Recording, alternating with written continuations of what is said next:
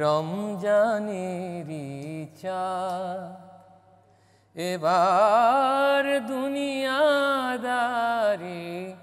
ভোর এলো।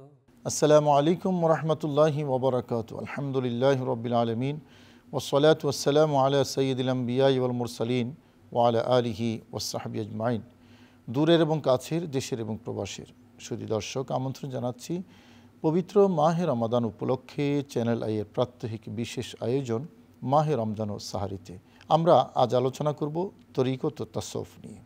গুরুত্বপূর্ণ এই বিষয়ে কথা বলার জন্য উপস্থিত হয়েছেন ঢাকা বিশ্ববিদ্যালয়ের ইসলামিক স্টাডিজ বিভাগের সম্মানীয় সহকারী অধ্যাপক ডক্টর মাসুম বাক্কি বিল্লাহ। আসসালামু আলাইকুম ওরহমতুল্লাহি ওয়াবারাকাতুহু। ওয়ালাইকুম আসসালাম রহমতুল্লাহ। তরিকত এবং তাসাউফ এই দুটি পরিভাষা অনেকের কাছে খুব প্রিয় এবং পরিচিত, কারো কারো কাছে অপরিচিত। আপনি প্রথমেই তরিকত এবং তাসাউফ বলতে কি বুঝায় এবং ইসলামে এই তরিকত তাসাউফ সম্পর্কে কি বলা আছে? আলহামদুলিল্লাহি রাব্বিল আলামিন ওয়াসসালাতু ওয়াসসালামু আলা আশরাফিল আমবিয়া ওয়াল মুরসালিন ওয়া আলা আলিহি ওয়া আসহাবিহি আজমাইন। আল্লাহ রাব্বুল আলামিন কোরআন মাজিদে রাসূল পাক সাল্লাল্লাহু আলাইহি ওয়াসাল্লাম এর যে দায়িত্ব দিয়ে যে আয়াতে কারিমা নাজিল করেছেন, রাব্বানা ওয়া বা'আস ফীহিম রাসূলাম মিনহুম ইয়াতলু আলাইহিম আয়াতিকা ওয়া ইউআল্লিমুহুমুল কিতাবা ওয়াল হিকমাতা ওয়া ইউযাক্কিহিম। অর্থাৎ ইব্রাহিম আলাইহিস সালাম যখন আল্লাহর কাছে কাবা নির্মাণের পরে দোয়া করছিলেন, তখন বললেন, আল্লাহ, আমার বংশধরদের মধ্যে এমন একজনকে আপনি পাঠান যার কয়েকটা দায়িত্বের কথা তিনি বলছেন। সেগুলো কি কি? তিনি বলছেন যে ইয়াতলু আলাইহিম আয়াতিকা, তিনি এমন একজন হবে যিনি আপনার কিতাব পাঠ করে শোনাবেন, এটি একটি দায়িত্ব। ওয়া ইউআল্লিমুহুমুল কিতাবা, এবং কিতাব শিক্ষা দিবেন, ওয়াল হিকমাতা, এবং প্রজ্ঞা জাতীয় যে জ্ঞান, বিজ্ঞান শিক্ষা দিবেন। তিনটা দায়িত্ব চলে আসলো। সর্বশেষ যে কথাটা ওয়া ইউযাক্কিহিম, এবং মানুষকে পরিশুদ্ধ করবেন। এই পরিশুদ্ধতার দায়িত্বের যে বিষয়টি, এটি কিন্তু এই তাসাউফ এবং তরিকতের কোরআনিক পরিভাষা হচ্ছে এটি। আমরা যদি কোরআনের আরেকটি আয়াতে যাই, আল্লাহ রাব্বুল আলামিন ইরশাদ করেন, কদ আফলাহা মান তাযাক্কা। এই আয়াতের মধ্যেও আল্লাহ রাব্বুল আলামিন সফলতার একটি কথা বলেছেন। সেই ব্যক্তি সফল যে তাযাক্কা, অর্থাৎ পরিশুদ্ধ হয়েছে। এই একই শব্দ কিন্তু ইউযাক্কিহিম, তাজাক্কা, একই শব্দের মানে দুইটা রূপ এখানে। আরেক জায়গায় বলেছেন কদ আফলাহা মান জাক্কাহা ওয়া কাদ খাবা মান দাসসাহা।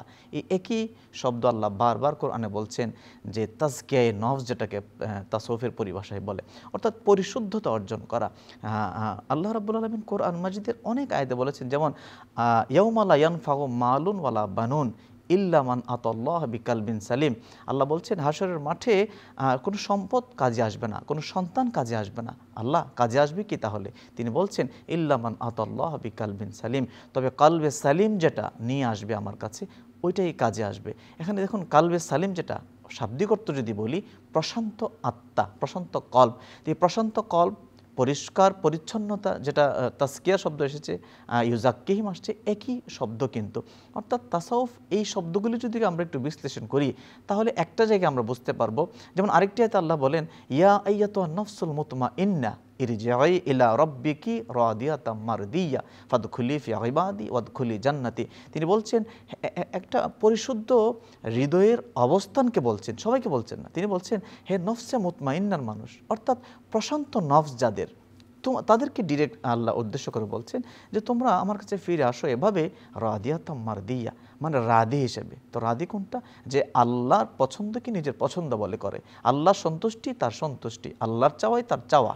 যখন এমন হয়ে যায়, তখন মারদিয়া বলছেন আল্লাহ, যে তার পরিণতি কি হয়? তখন বান্দার পছন্দকে আমি গুরুত্ব দেওয়া শুরু করি, বান্দার পছন্দটাতে আমার পছন্দ আমি করে ফেলি। এই যে আল্লাহর সাথে একটা কানেক্টিভিটি, এই পুরো ব্যাপারটার যে আলোচনা, যে শাস্ত্র যে আলোচনা করে, ওই শাস্ত্রের নাম বলা হয় তাসাউফ এবং তরিকত। আমরা দেখি তাসাউফ মানুষকে বিনয়ী হতে শেখায়, তাসাউফ মানুষকে সত্যবাদিতা শেখায়, তাসাউফ মানুষকে বড়দের প্রতি সম্মান শেখায়, ছোটদের প্রতি স্নেহ শেখায়, তাসাউফ শেখায় বাবা মা আত্মীয় স্বজন প্রতিবেশী তাদের হক পালন করা শেখায়। রোজাদার হওয়ার সাথে সাথেও একজন ভালো মুত্তাকি পরহেজগার মানুষ হতে হবে। এখন মুত্তাকি মানুষটা কি? আমি বসে বসে একজনের বিরুদ্ধে হিংসা আমার ভিতরে কাজ করছে, দেখা যাচ্ছে না, কিন্তু এই গুণটা দেখা যাচ্ছে না। তো এই গুণটা থেকেও হেফাজত করা নিজেকে, অর্থাৎ আমার মনটাকেও কন্ট্রোল করা। একবার যুদ্ধক্ষেত্র থেকে নবীজি ফিরলেন, ফিরে বলতেছেন সাহাবীদেরকে, সাহাবীরা আমরা ছোট জিহাদ করে ফিরে আসছি, সাহাবীর অবাক, ইয়া রাসূলুল্লাহ, আমাদের কারো হাত কেটে গেছে, কারো পা কেটে গেছে, আপনি এটাকে ছোট জিহাদ বলছেন? নবীজি বলছেন বড় জিহাদ হচ্ছে। বড় জিহাদ কোনটা? নবীজি বললেন বড় জিহাদ হচ্ছে নিজের নফসের বিরুদ্ধে নিজের জিহাদ। নফস কি তাহলে? নফস হচ্ছে মানুষকে অন্যায় পথে যাওয়ার যে জৈবিক তাড়না, মানসিক তাড়না, লোভ, হিংসা, অহংকার, পরশ্রীকাতরতা, গীবত, তারপরে আপনার না পাওয়ার প্রচণ্ড রকমের হতাশা, খুব বেশি পাওয়ার আগ্রহ, অন্যায় অবিচার না করে, হালাল হারাম না বাজ বিচার করে, এই যে তাড়নাগুলি, এটাকে দমানো, এটা তরিকত তাসাউফের বিষয়বস্তু, মূল বিষয়বস্তু। দেখেন আমাদের এই ভারত মহাদেশে আমাদের কাছে ইসলাম কারা নিয়ে আসছেন? ইসলামের দাওয়াত যারা নিয়ে আসছেন তারা তরিকতের বড় বড় পণ্ডিত ছিলেন, তাসাউফের বড় বড় সুফি ছিলেন। আমরা দেখি যে আমি একজনের উদাহরণ যদি দিই, হযরত শাহ হাজরা রহমতুল্লাহ আলাই বা মঈনুদ্দিন চিশতি রহমতুল্লাহ আলাই, ওনারা কিন্তু এই দেশের ভাষাভাষী লোক ছিলেন না, মানে বাংলা, সংস্কৃত, হিন্দি, উর্দু ভাষাভাষী লোক ছিলেন না। ওনারা ছিলেন আরবি ভাষার লোক, ফার্সি ভাষার লোক। তো ওনাদের আরবি ভাষা, ফার্সি ভাষা তো এদেশের লোক জানতেন না। তো এই যে ভাষার একটা দূরত্ব থাকার পরেও কোন শক্তির বলে বা কোন আকর্ষণে, কোন প্রভাবে হাজার হাজার মানুষ তাদের আগের ধর্ম ছেড়ে দিয়ে মুসলিম হয়ে যায়, এই জায়গাটিতে একটা গবেষণার ব্যাপার আছে। এখানে একজন মানুষ যদি তার চরিত্রকে, তার ব্যবহারগুলিকে উন্নত আচরণের মাধ্যমে পরিবর্তন করতে পারে, এই মানুষটি হবে সফল। আর এটা শেখায় হচ্ছে তরিকত এবং তাসাউফ।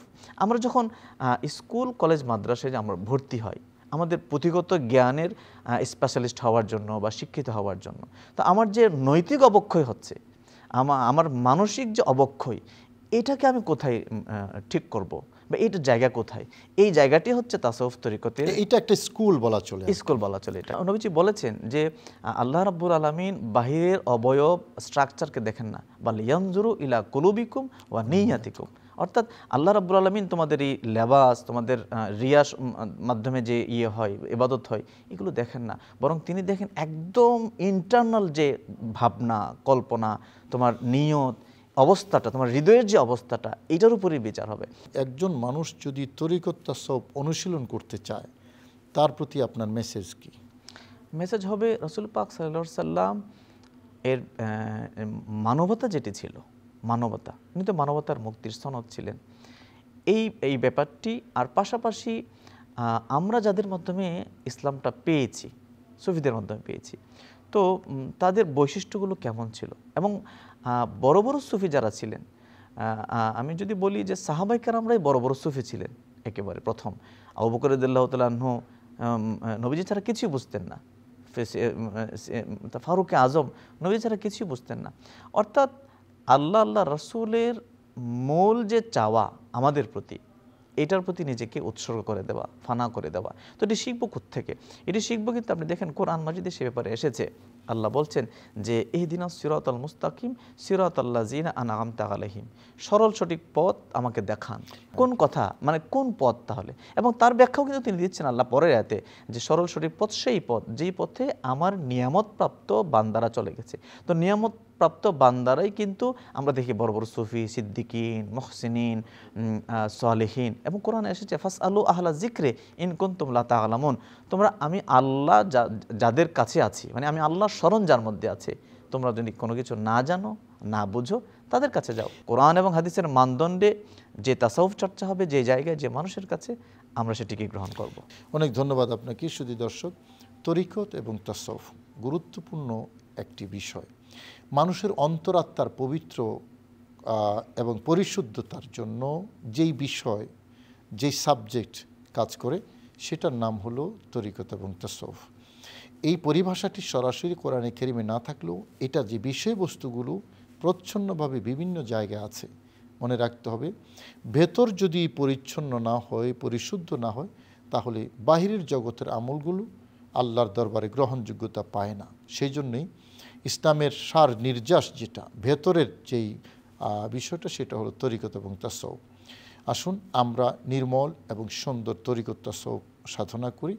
আল্লাহ আমাদের সবাইকে বুঝার এবং আমল করার তৌফিক নসিব করুন, এই প্রত্যাশায় আজকের পর্ব এখানে শেষ করছি। আসসালামু আলাইকুম রহমতুল্লাহি ওয়া বারাকাতুহু। তুমি তো শাহে মদিনা, তোমাকে